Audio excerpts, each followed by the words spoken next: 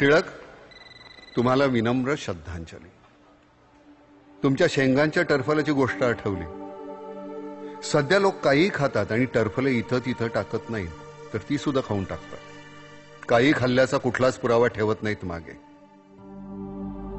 स्वातंत्र्यासाठी तुम्ही तुरुंगवास भोगलात टिळक. स्वतंत्र भारतात आता तुरुंगवास उपभोगता येतो.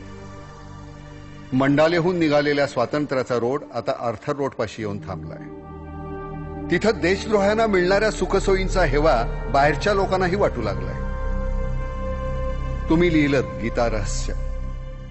गीतेतली बरीच रहस्य आता नव्यानं उलगडू लागली आहेत. कौरव पांडवांसारखे उगीच राज्यासाठी लढत बसत नाहीत कुणी हल्ली, तर युती आणि आघाडी करून सत्ता उपभोगतात.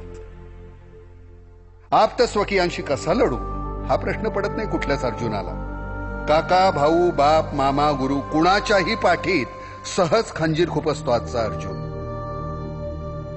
वस्त्रहरण तर नित्याच झालंय, पण कृष्णानं पाठवलेली वस्त्र कधीच पोचत नाहीत कुठल्याच द्रौपदीपर्यंत.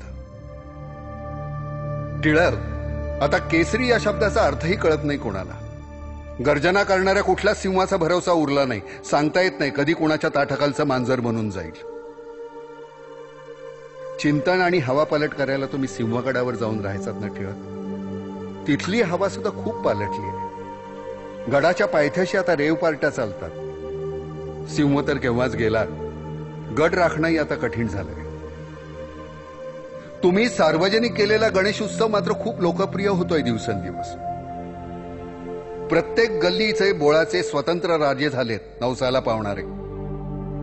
सरकारचं डोकं ठिकाणावर आहे का असा प्रश्न तुम्ही केला होता. आता सरकारचं डोकंच काय, सरकारच ठिकाणावर नसतं. सरकार अस्थिर ठेवण्याचे फायदे कळून चुकलेत सगळ्यांना. आजच्या तरुणांना हिंदुस्थानच्या स्वातंत्र्य लढ्याची फारशी माहिती नाही. मग कुठले टिळक आणि कुठलं काय. टिळक,